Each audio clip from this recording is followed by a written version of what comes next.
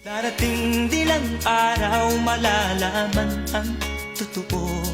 Pag ika'y isang magulang na, ay dadanasin mo ang mga paghihirap, ang mga dinalas ng magulang mo. Sasabihin mong tama pala sila ama't ina, hindi pala birong maging magulang ko, alam ko na. Kaya ikaw kasama ko, pakinggan ang pangaral ng magulang mo.